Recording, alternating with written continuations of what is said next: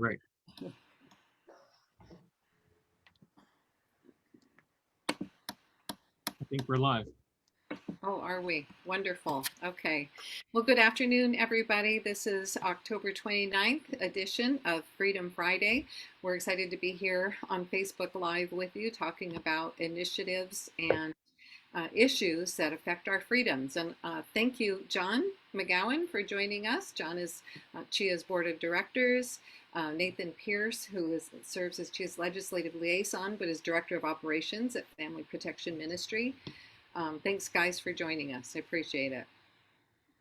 So there's lots going on these days. It seems like every time I turn around, there's something a little bit new. So there's lots going on these days. Seems like every time I turn around, there's some. Sorry about that. I thought I got it. Okay, so as I was saying, every time I turn around, there's something else, something new in the news. Sometimes things get a little confusing. And so let's just start off with the first confusing issue is the school choice folks have been working very hard to get initiatives out circulating. But we have not one, but two school choice initiatives circulating. So I want to talk a little bit about those and how those could potentially affect homeschoolers, private home educators, or if they don't at all. And I think if I understand it correctly, in one particular situation, it really doesn't have impact on home education or private home education, but the other the other does. So Nathan, maybe you can help us wade through some of this and simplify it for us. Sure. So I think first of all, the big picture is that the idea behind these two ballot initiative proposals here that are now looking to get signatures to get on the ballot. They have not yet been approved, but they're pursuing signatures to get on the ballot. The idea is to allow students to go take money with them to a private school from the government. So it would be government money. Instead of that money going to a public school, it would go to a private school on behalf of the student to fund their education through a private school. And both initiatives are very, very similar. And that same principle is there in both of them. The idea for both also is that they'd be able to use leftover funds or funds that are not used for K through 12 education could also be used for college. And so what we're looking at is the funding of private education with government funds, which as we have discussed before on here is a concern, because there's always going to be issues with where the government sends their money. They want to be, managing and controlling and holding accountable the institutions and the individuals that are using that money.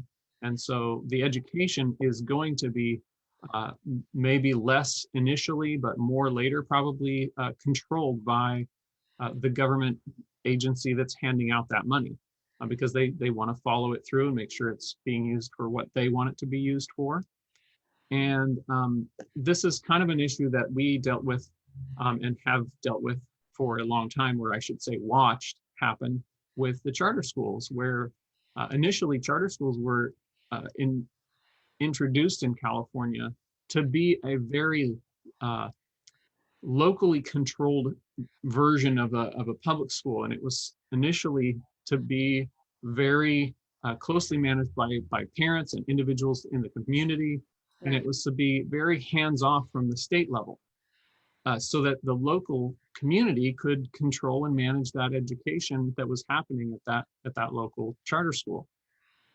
And as I have watched over the years, and I'm sure you have seen this, where year after year, there are so many bills that have been introduced to restrict the ability of the local individuals involved in controlling that school and starting the school to be able to make decisions for the school. And that those restrictions have grown tighter and tighter over the years, to where they don't look at all like initially they looked, where the parents and the local community had so much autonomy and were able to make decisions. So I think when you look at that big picture of the transition from a more free school system that's funded by the government to what's now in existence, where you have a lot of government control in those charter schools from the state level, that can give you an idea of what is going to happen when the government funds some other program.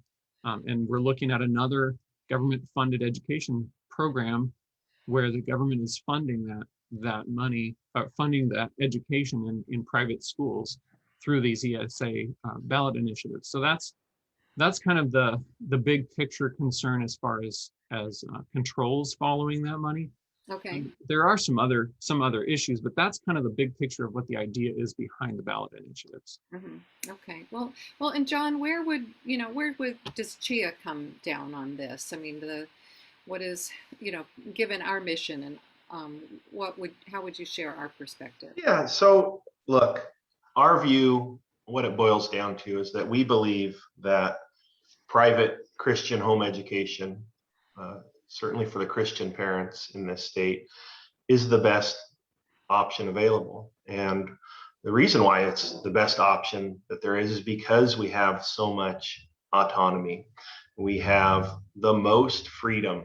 Private homeschoolers in general in California have the most freedom out of any other type of educational system, right? Whether it's a private school, traditional public school, or as Nathan so well just pointed out, even charter schools now are really under the thumb of government control. So there's really no question that the most autonomy, the most freedom that a family is going to have is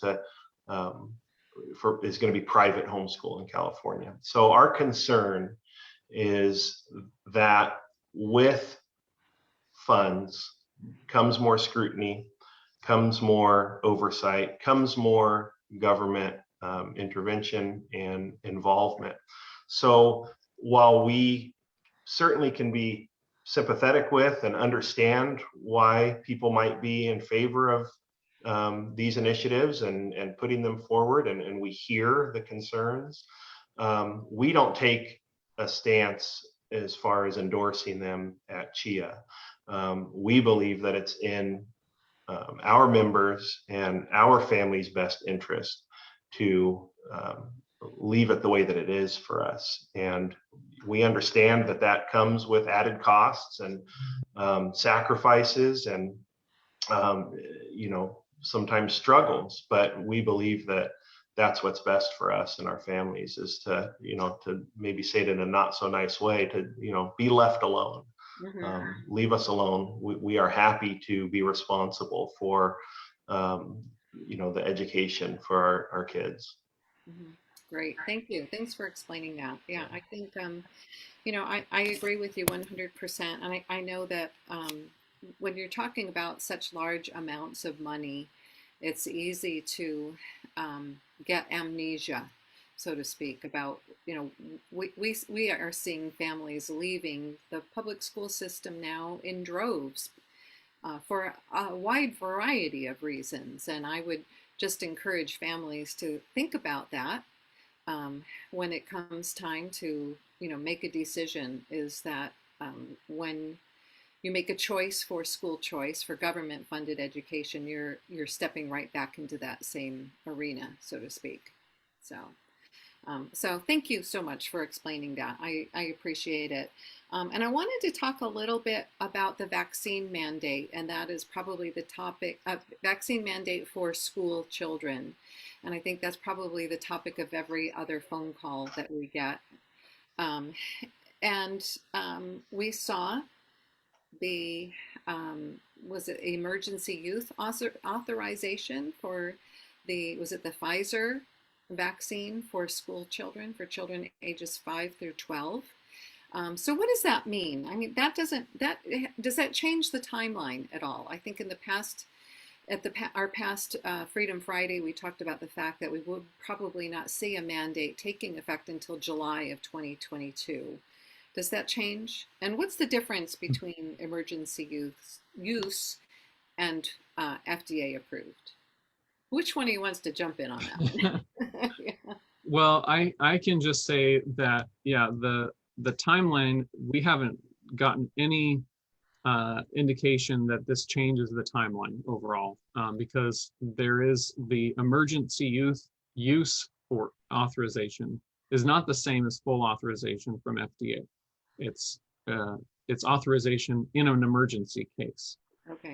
So it's different than full authorization. And according to the governor of California, the implementation of the vaccine mandate for children in the two age groups is waiting on full authorization. So um, as far as we know, that authorization is still likely to put us where it goes into effect in July, like the governor indicated before. Okay. All right. So that hasn't really, that isn't changing. Isn't changing anything, and parents still have some time to make decisions about what they're going to do. As far as we know right now, yes. Yeah. Okay. Yeah. So I think just to add to that, Nathan's exactly right. But just to remember, there is full authorization for 16 and above. And then there already was for 12 to 15. I think the emergency use authorization was approved a couple months ago, and that hasn't been fully approved yet. So, now the 5 to 11-year-olds joins the 12 to 15-year-olds who are also emergency use authorization. So I don't know if anybody's predicting when. I guess some people are predicting, but I don't know if anybody knows when full authorization will come down for the 12 to 15-year-old range. But Nathan's exactly right. I mean, nothing's going to happen. Nothing can happen, at least according to the guidelines that the governor put out, until full authorization occurs. Okay. Right. And I would say too, thanks for clarifying that, John, because the two age, or I should say the two grade spans, Yeah. it's important to realize too that we're talking about two grade spans, but we're also talking about these different age groups. So how the grades and the ages line up is a little tricky too to pay attention to. But this is all talking about this from a state level, and there are districts in California, as many people have become aware, that are kind of moving ahead with requiring vaccines for that 16 and up age group for students. So like some schools are actually requiring that already, or they're going to be. Some school districts are saying that they're going to be implementing things as they become approved. They're not going to wait for the state to tell them to do it. Other school districts and other counties are waiting until they're forced to do it. So it's probably going to manifest itself, these mandates, or the implementation of required vaccines may show up differently throughout the state, as kind of we've seen with other orders and rulings throughout the last couple of years. Okay. All right. Yes. And that's, I read the other day, one more school district, jumped onto I hate to say jumped onto the bandwagon, because I know it's not a bandwagon, but decided they were going to move forward with it. And so, yeah, that does get very confusing when you're looking at district to district and then across the state. Okay, so as far as this affecting home educators, I've heard from a couple of PSP leaders, private school satellite program leaders, that were concerned because their private school satellite program for home-based education, homeschool students, was attached to a day school. Now, and so they're very concerned that because they're attached to a day school, will their students be required to receive these vaccinations once it's fully approved? Do we have any I know none of us has a crystal ball. So, but what is it going to, look like? Do you have any idea what we can help them expect? Well, I think that overall in the order that we saw from the governor, it's not regulations yet; those aren't written. It's not in the code. Hmm. So we have the guidance from the governor to the Department of Public Health.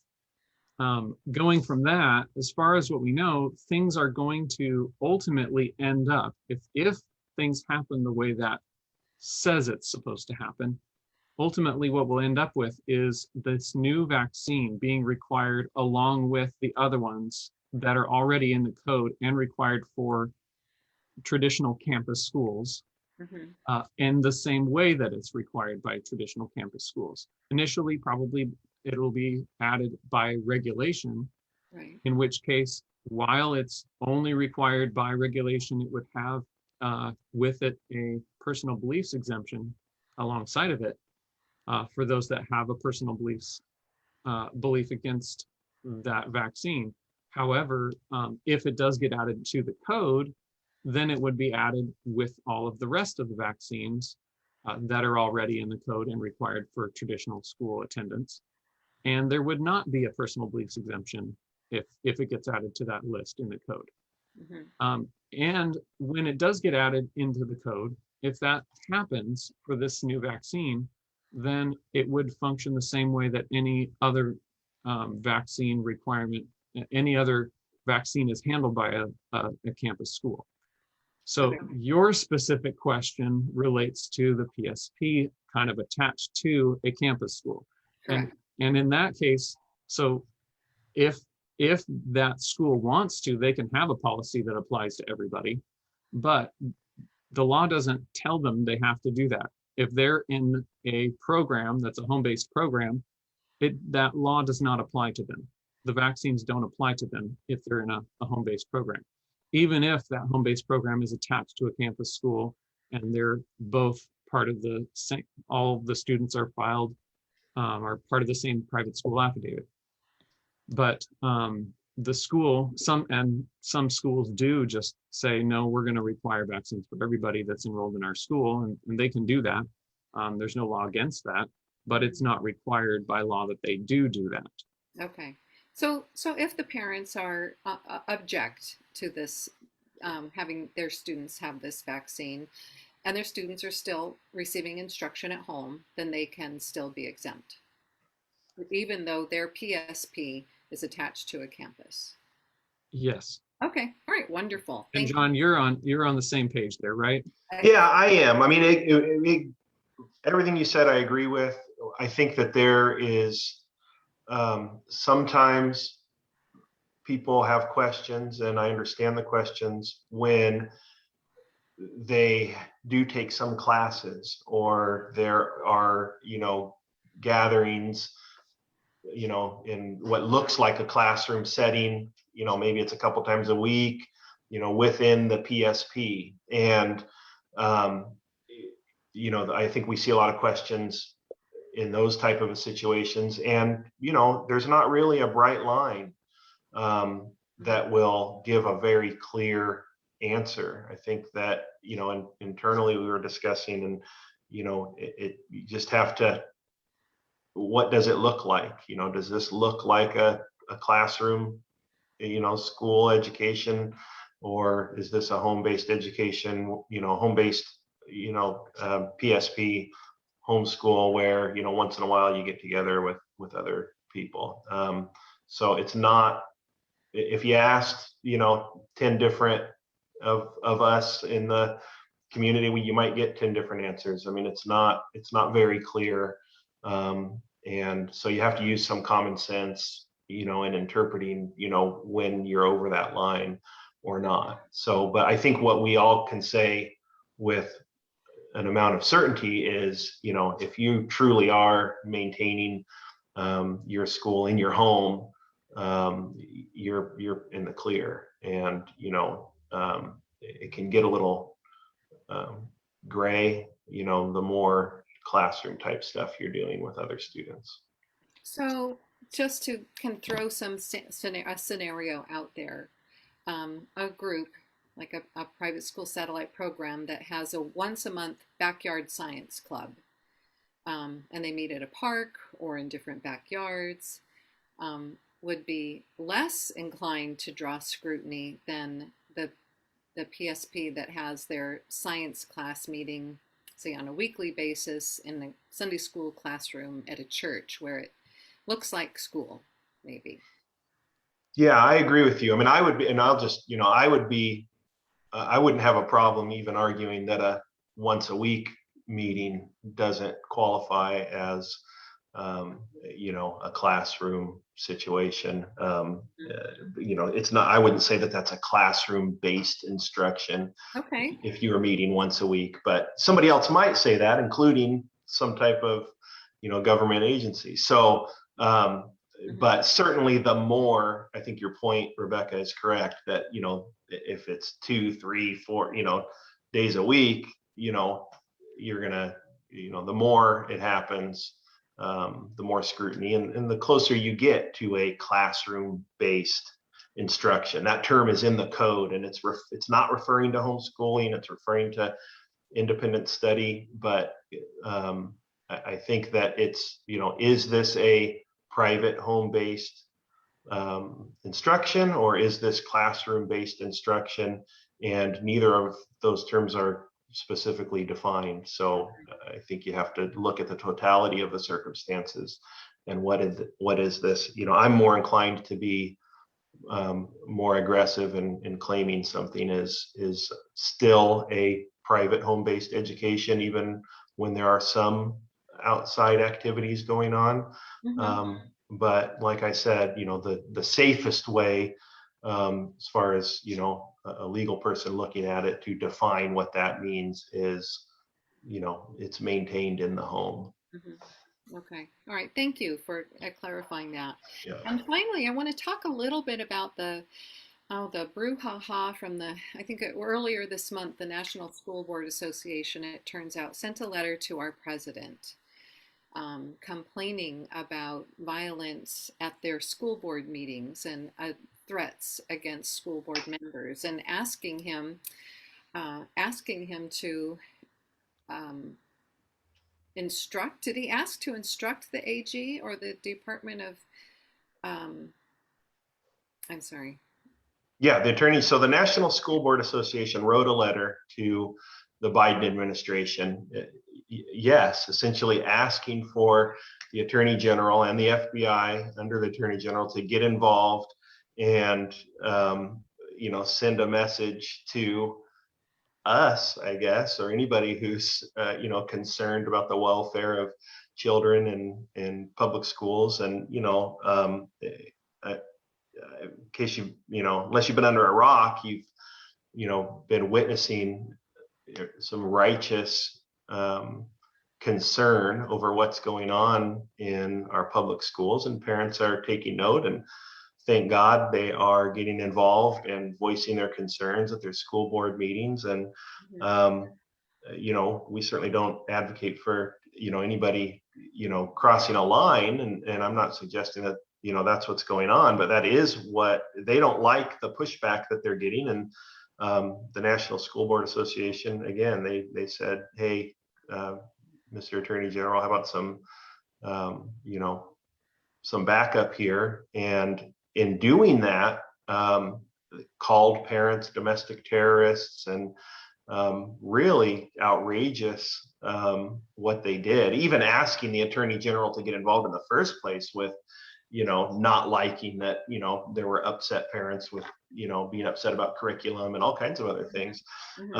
And instead of realizing that, hey, I'm the Attorney General, maybe I should do United States Attorney Generally type stuff, and not get involved in a parent is upset in whatever county because they don't like the mask mandate. He went ahead and wrote a letter with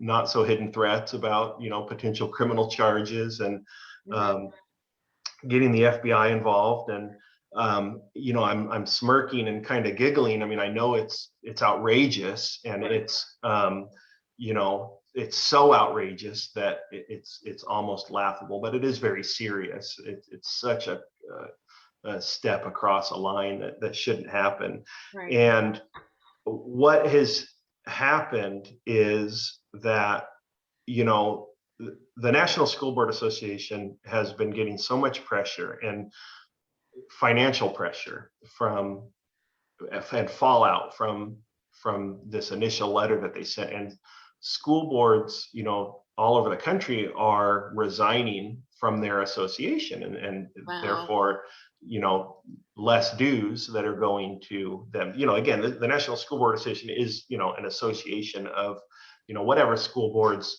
decide to join, and they're supposed to represent the interests of the school board. So, they're getting a lot of flack from not just parents and not just horrible press for what they did, but they're feeling it financially as well, because a lot of school boards are deciding to disassociate with them. So, what they did recently is the National School Board Association issued an apology, mea culpa, saying, we regret and apologize for, the language we used in our letter. And so that's good to see. We haven't seen the same, apology come from the Attorney General's office yet. I don't think we're going to, but Attorney General Garland has been grilled recently in Congress over this, and it's a real mistake, I think, his conduct. And I am not glad by any means that it happened. It sets a horrible precedent. It's, I don't, like I said, completely over the line. However, I don't think it's working out well for him and the NSBA either. So a big gaffe, I think. Right, right. And has there been any formal action taken by the FBI? I mean, they wanted them to investigate based on the Patriot Act, correct? Yeah, good question. I mean, from anything that we can tell, the answer is no. And, let me just be perfectly clear in case anybody is wondering. You don't even have to be a parent, okay? But anybody has the absolute right to go to any school board meeting, city council meeting, anything where they are allowing, an open forum for people to voice their concerns, and you let their feelings be known. Don't be dissuaded by anybody. I don't care if it's, your neighbor or the Attorney General of the United States. That is your right as an American. And if you are concerned about something that you see going on in your community, by all means, show up, and, don't be dissuaded by anybody. Now, of course, especially as Christians, we're not there to make physical threats and do those type of things that, they have tried to accuse people of. So, we need to obviously behave ourselves, but even, anger and yelling, and I mean, maybe we shouldn't go and yell, but there's nothing that they can do about that. Okay. It's not against the law, right? It is not. No, it is not. No, it's not. Okay. Unless you are making a outright, criminal threat against somebody, showing up, and by far the overwhelming majority of what people have been doing is simply showing up and voicing their concerns with,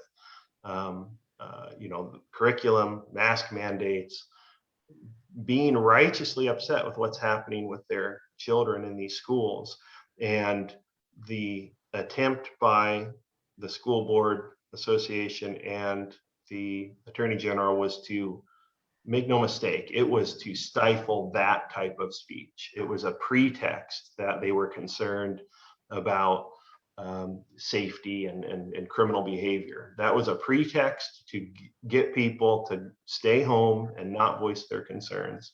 And people need to know that they have the right to do that, and they shouldn't be bullied by anybody into not voicing their concerns. Okay, thanks for encouraging that, because it is extremely intimidating, and honestly, our criminal justice system, well, shouldn't be used as a weapon against good law-abiding citizens. So, Mhm. so Mhm. well, I think we've used up our time, and I just want to say thank you again for joining me and coming in and explaining some of these confusing issues and helping us wade through some of these criteria, and also just talking about issues that affect our freedom on a daily basis. So thank you so much, John. You got it. Ethan, thanks for being here. You guys have a great rest of the day. Thank you. You too.